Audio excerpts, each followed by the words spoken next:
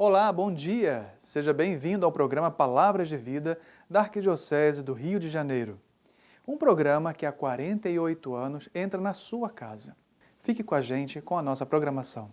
Olá, bom dia Padre Arnaldo e um bom dia a você que nos assiste nessa manhã de domingo em mais um Palavras de Vida, o programa oficial da Arquidiocese do Rio de Janeiro na TV Brasil. E antes da gente começar, eu já quero te convidar a ficar por dentro de tudo que acontece aqui no nosso programa. Para isso, basta fazer a sua inscrição no nosso canal oficial no YouTube. É só acessar youtube.com/Palavras de Vida TV Brasil. Lá você encontra todos os programas que já foram ao ar e ainda confere matérias especiais feitas pela nossa equipe. E no último dia 20 de janeiro, a Arquidiocese do Rio celebrou São Sebastião, padroeiro da cidade e do estado do Rio de Janeiro. A programação dos festejos teve início no último dia 7, com a já conhecida trezena em honra a São Sebastião. Uma tradição que esteve na sua 13ª edição, onde o arcebispo do Rio, o cardeal Orani João Tempesta, realizou a peregrinação da réplica de sua imagem original por todos os cantos da cidade. Neste ano, os locais foram restritos e as visitas respeitaram todas as precauções necessárias diante da atual situação da pandemia do coronavírus. Ainda hoje você vai conferir os detalhes e a cobertura completa dessa programação. Viva São Sebastião, viva o padroeiro do Rio de Janeiro! E agora, vamos para o Vaticano acompanhar a catequese com o Papa Francisco.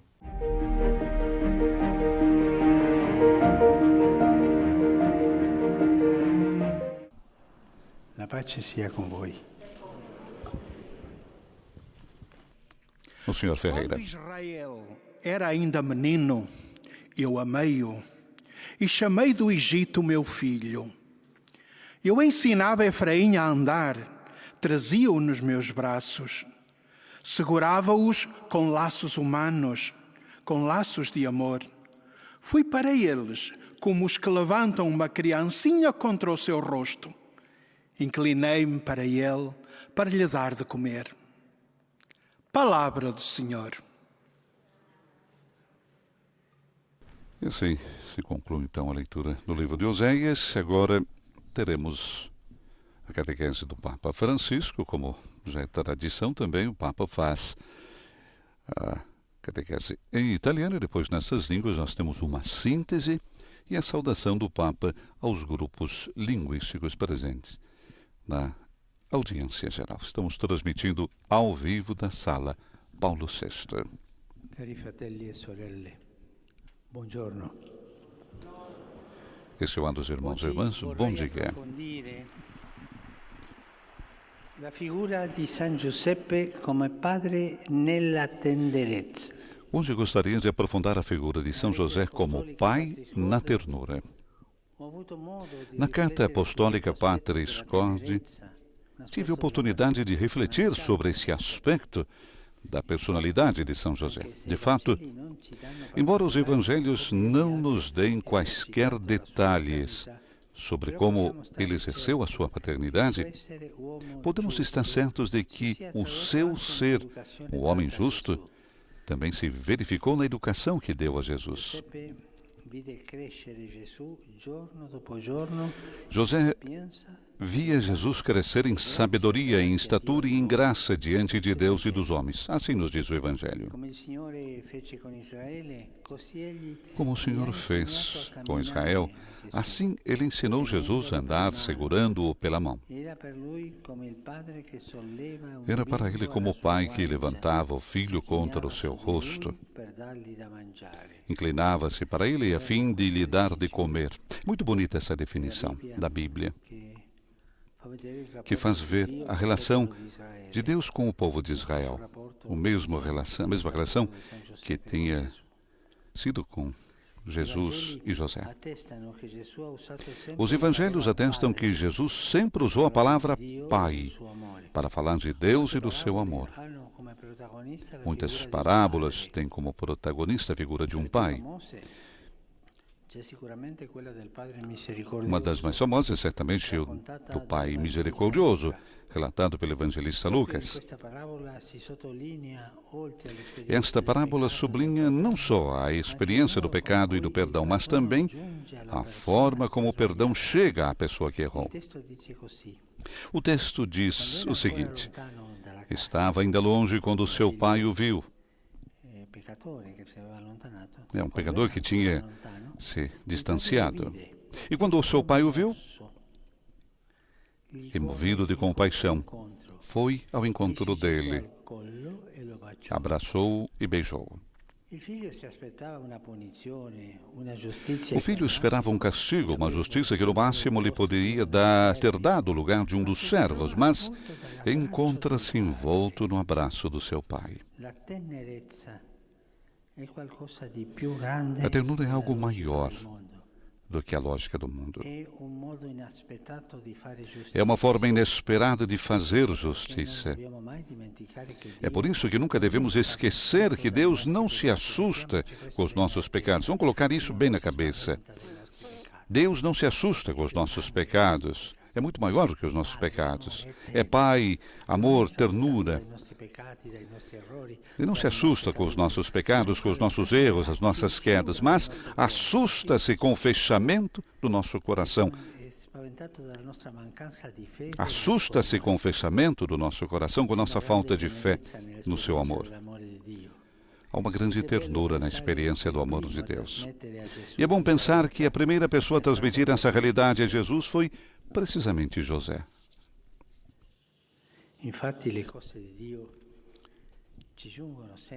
Pois as coisas de Deus vêm sempre até nós através da mediação de experiências humanas. Um tempo atrás, eu não sei se eu contei isso para vocês, um grupo de jovens que fazem teatro, um grupo jovens pop, que vão ser para avante. Ficaram muito impressionados com essa parábola e disseram que decidiram fazer uma obra teatral pop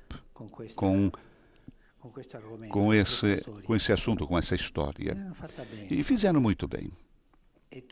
E todo o argumento, no fim, um amigo escuta o filho que tinha se distanciado do pai, que queria voltar a casa, mas tinha medo que o pai o expulsasse, punisse, castigasse. E o amigo disse naquela obra pop, mas manda um mensageiro e diga que você quer tornar a casa. Se o pai receberá, que coloque um lenço na janela, naquelas janelas que você vai ver quando você está chegando, está a caminho. Assim foi feito.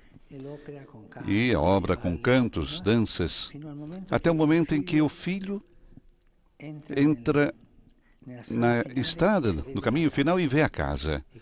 E quando levanta os olhos, vê a casa cheia de lenços brancos. Cheia, não um. Todas as janelas, 3, 4. Assim é a misericórdia de Deus. Não se assusta com o nosso passado, das nossas coisas erradas. Somente se assusta do fechamento. Assim, todos nós temos contas para resolver. Mas fazer as contas com Deus é uma coisa boníssima, porque nós começamos a falar e Ele nos abraça. Isso é a ternura. Assim podemos perguntar-nos se experimentamos essa ternura e se, por vezes, nos tornamos suas testemunhas. Pensemos. Pois a ternura não é, sobretudo, uma questão emocional, sentimental. É a experiência de nos sentirmos amados e acolhidos precisamente na nossa pobreza e miséria. E assim, transformados pelo amor de Deus. Deus não conta apenas com os nossos talentos, mas também com a nossa fraqueza redimida. A nossa fraqueza redimida. Ele confia nisso. Isso, por exemplo, faz São Paulo dizer que há um desígnio sobre a sua fragilidade.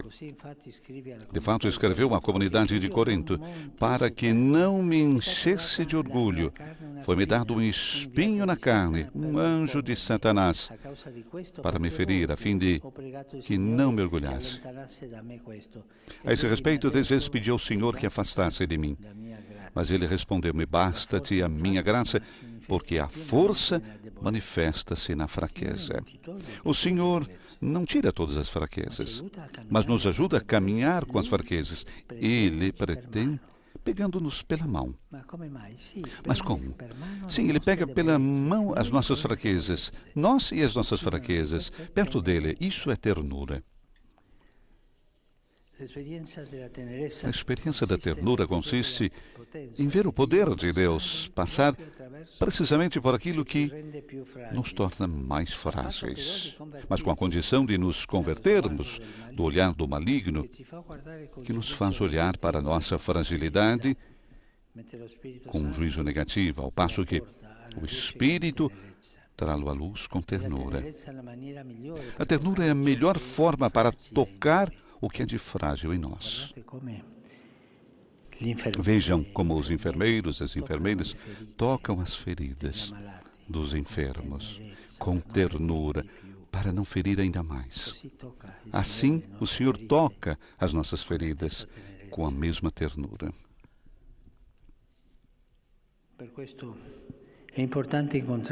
Por isso é importante encontrar a misericórdia de Deus, especialmente no sacramento da reconciliação, fazendo uma experiência de verdade e ternura.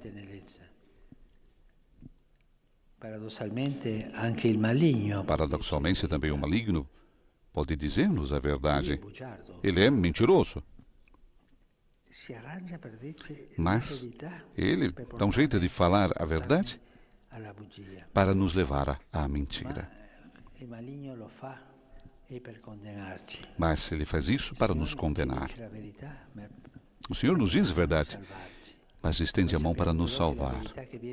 Entretanto, nós sabemos que a verdade vinda de Deus não nos condena, mas acolhe-nos, abraça-nos, ampara-nos, perdoa-nos. Deus perdoa sempre. Coloquem isso na cabeça e no coração. Deus perdoa sempre. Somos nós que nos cansamos de pedir perdão, mas Ele perdoa sempre. As coisas mais feias. Faz-nos bem, então, espelharmos-nos na paternidade de José. É um espelho da paternidade de Deus. E perguntarmos-nos se permitimos que o Senhor nos ame com a sua ternura, transformando cada um de nós em homens e mulheres capazes de amar desta forma. Sem esta revolução da ternura, é necessária uma revolução da ternura. E sem essa revolução, corremos o risco de permanecer presos numa justiça que não nos permite erguer-nos facilmente e que confunde redenção com castigo. Por essa razão, hoje desejo recordar de um modo especial os nossos irmãos e irmãs que estão na prisão. É justo que quem erra pague pelo próprio erro, mas é ainda mais justo que aqueles que erraram possam redimir-se do seu erro. Não se pode. Não pode haver condenação sem janela de esperança. Qualquer condenação tem sempre uma janela de esperança. Pensemos nos nossos irmãos e irmãs prisioneiros. Pensemos na ternura de Deus para com eles e vamos rezar por eles, para que aquela fineza de esperança seja um caminho de saída em direção a uma vida melhor. Vamos concluir com esta oração. São José, Pai na ternura, ensinai-nos a aceitar que somos amados precisamente naquilo que é mais débil em nós. Concedei que não coloquemos qualquer obstáculo entre a nossa pobreza e a grandeza do amor de Deus. Suscitai em nós o desejo de nos aproximarmos do sacramento da reconciliação, para que possamos ser perdoados e também que nos tornemos capazes de amar com ternura os nossos irmãos e irmãs na sua pobreza. Estai próximo daqueles que erraram e que pagam o preço por isso. Ajudai-os a encontrar, juntamente com a justiça, a ternura para recomeçar. Ensinai-lhes que a primeira maneira de recomeçar é pedir sinceramente perdão para sentir a ternura de Deus. Amém. Obrigado. Leio agora um resumo da catequese que o Papa Francisco acaba de propor. Para Jesus, São José foi um pai cheio de ternura. Como se lê no livro de Oséias, a propósito de Deus com Israel, assim José ensinou o filho a andar, segurando-o pela mão. Era para ele como o pai que levanta o filho contra o seu rosto. Inclinava-se para ele a fim de lhe dar de comer. Estas palavras ouvimos-las no início da audiência e bem podem expressar a paternidade de José, tal como a viu e viveu Jesus. Como sabemos? Pela forma como o próprio Jesus falava de Deus e do seu amor, usando a palavra Pai. Pensemos, por exemplo, no acolhimento do filho pródigo pelo Pai misericordioso. Quando ainda estava longe, escreve o evangelista Lucas, o pai viu-o e, enchendo-se de compaixão, correu a lançar-se-lhe ao pescoço e cobriu-o de beijos.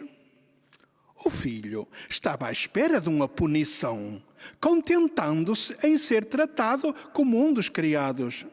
E, ao contrário, vê-se abraçado pelo pai. Na experiência que Jesus tem do amor de Deus, há uma grande ternura. E podemos imaginar que o primeiro a transmitir-lhe foi precisamente José. De facto, as coisas de Deus chegam-nos sempre através da mediação de experiências humanas. Faz-nos bem espelhar-nos na paternidade de São José e perguntar-nos se deixamos o Senhor amar-nos com a mesma ternura, transformando cada um de nós à sua imagem e semelhança. Sem abraçar esta revolução da ternura, corremos o risco de ficar prisioneiros de uma justiça que não permite facilmente a uma pessoa erguer-se, confundindo redenção com punição. Por isso, hoje, quero recordar, de modo particular, os nossos irmãos e irmãs reclusos na prisão.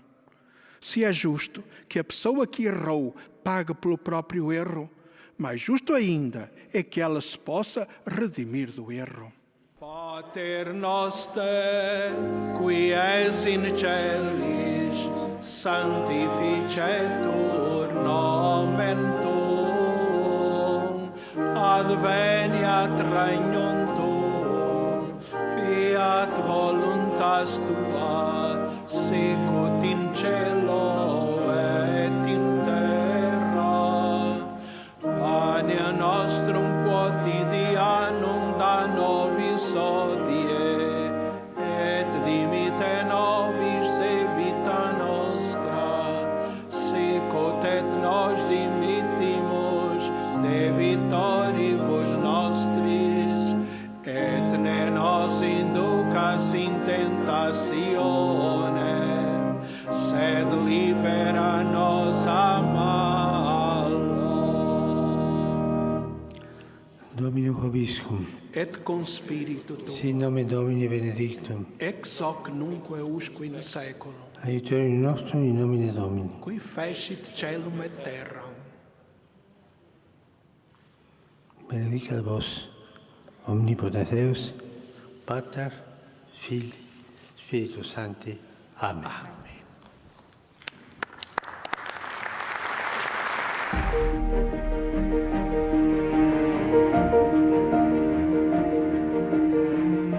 E nós continuamos no Vaticano, agora com notícias internacionais. Olá, Vinícius. A semana foi intensa aqui no Vaticano, apesar do alto índice de contágios em toda a Itália. Mas o Papa Francisco manteve todos os seus compromissos. E não poderíamos deixar de recordar o apelo que o pontífice fez pelo Brasil. O Papa manifestou a sua solidariedade a todas as vítimas e familiares das enchentes e encorajou as equipes de resgate. Cari fratelli e sorelle, esprimo la mia vicinanza alle persone colpite da forti piogge e inondazioni in diverse regioni del Brasile nelle ultime settimane. Prego in particolare per le vittime, i loro familiari e per coloro che hanno perso la casa.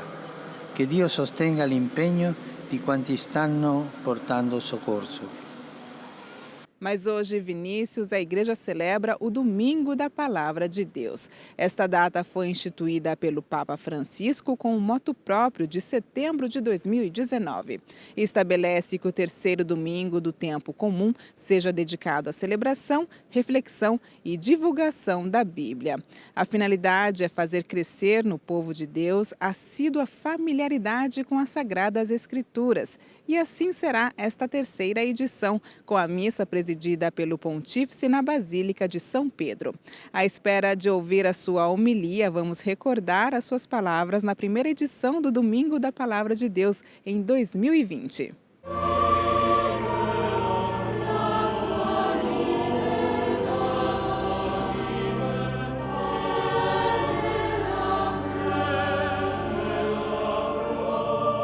Cari fratelli e sorelle, facciamo spazio dentro di noi alla parola di Dio. Leggiamo quotidianamente qualche versetto della Bibbia. Cominciamo dal Vangelo, teniamolo aperto sul comodino di casa, portiamolo in tasca con noi o nella borsa, visualizziamolo sul cellulare, lasciamo che ogni giorno ci ispiri. Scopriremo che Dio ci è vicino, che illumina le nostre tenebre e che con amore conduce al largo la nostra vita. Do Vaticano, Bianca Fracalvieri para o programa Palavras de Vida. E na semana que vem voltamos com mais informações de Roma. No próximo bloco você confere as últimas notícias direto de Brasília no boletim Igreja no Brasil. Voltamos em instantes.